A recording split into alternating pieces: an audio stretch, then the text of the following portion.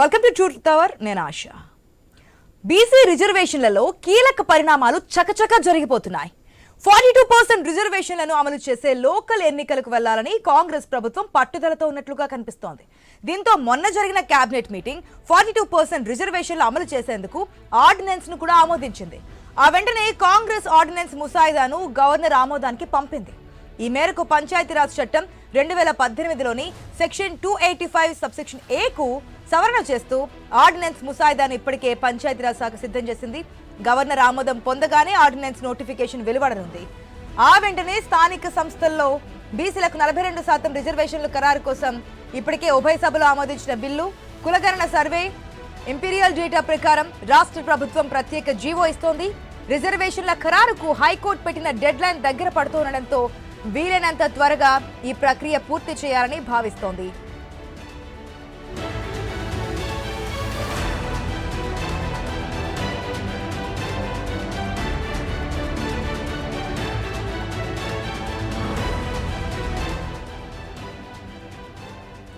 అయితే ఇక్కడే పరిణామాలు వేగంగా జరిగిపోతున్నాయి. కేంద్రం చట్ట సవరణ చేయడం, 9వ షెడ్యూల్లో చేర్చడంతోనే బీసీ రిజర్వేషన్ల పెంపు అమలు అవుతుందన్న వాదనను వినిపిస్తున్నాయి బీసీ సంఘాలు, ప్రతిపక్ష పార్టీలు. అటువైపు ఆలోచన చేయని రాష్ట్ర ప్రభుత్వం రిజర్వేషన్ అమలుకు ఆర్డినెన్స్ ను తెరమీదకు తెచ్చింది. ఇక ఆర్డినెన్స్ తీసుకొస్తే కోర్టుల్లో నిలవదన్న బలమైన వాదన కూడా ఉంది. గతంలో జరిగిన బీహార్, తమిళనాడు ప్రభుత్వాలు చేసిన తప్పిదాలను కూడా గుర్తు చేస్తున్నాయి బీసీ సంఘాలు.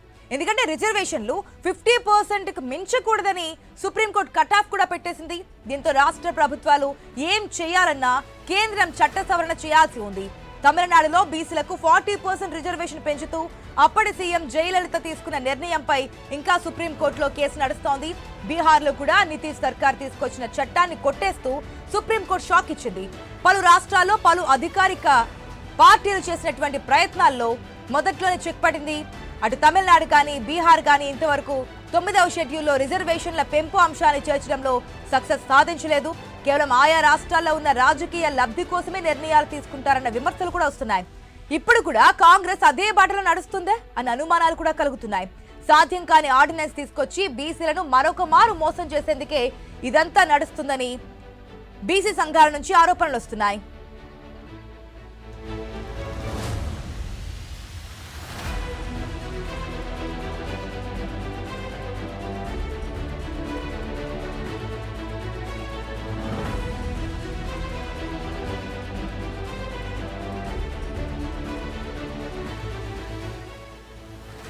లాంటి టైంలో రాజ్ భవన్ కు పంపిన ముసాయిదా బిల్లుపై గవర్నర్ ఆమోదముద్ర వేస్తారా, హోల్డ్లో పెడతారా అనేది కూడా చర్చకు దారితీస్తోంది. ఇక కేంద్ర మంత్రి బండి సంజయ్ కూడా బీసీ రిజర్వేషన్లపై స్పందించారు. బీసీ కోటాలో ఉన్న ముస్లింలను తొలగిస్తూ బిల్లును కేంద్రం ఆమోదించేలా చూస్తామంటూ బండి సంజయ్ సవాల్ చేశారు. అంటే తెలంగాణ బిల్లును కేంద్రం ఆమోదించే అవకాశం లేదా? రాజ్ భవన్ కూడా కేంద్రానికి అనుకూలంగానే నడుచుకుంటుందే? రాష్ట్రం నుంచి ప్రాతినిధ్యం వహిస్తున్న కేంద్ర మంత్రులు బీసీ రిజర్వేషన్ల ఇష్యూలో సహాయం అందించాలని సీఎం రేవంత్ కోరుతున్నారు. అలాంటిది బీజేపీ వాళ్ళ వాదన కూడా వేరేలా ఉంది. ముస్లిం వాటాను తొలగిస్తేనే ఇష్యూని సెటిల్ చేస్తామని బాల్ను రేవంత్ కోర్టులోనే వేశారు బీజేపీ లీడర్స్. దీంతో రాజ్ భవన్ బీసీ ఆర్డినెన్స్ ను లెక్క చేయదా? కాంగ్రెస్ బీజేపీ మధ్య పొలిటికల్ సెగ రాజుకున్నట్లేనా? ఇప్పుడు బీసీ సంఘాలు ఏం చేస్తాయి, పార్టీల పరంగా ఎలాంటి నిర్ణయాన్ని ముందుకు తీసుకెళ్తాయి అనేది రాష్ట్రంలో హాట్ టాపిక్ గా మారింది.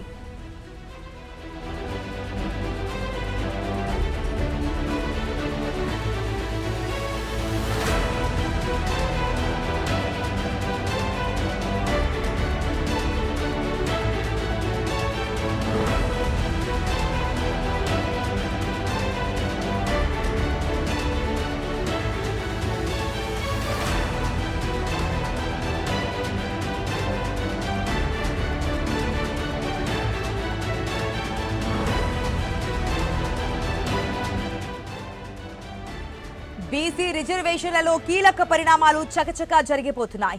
42% రిజర్వేషన్లను అమలు చేస్తే లోకల్ ఎన్నికలకు వెళ్తామని కాంగ్రెస్ ప్రభుత్వం పట్టుదలతో ఉన్నట్లు కనిపిస్తోంది.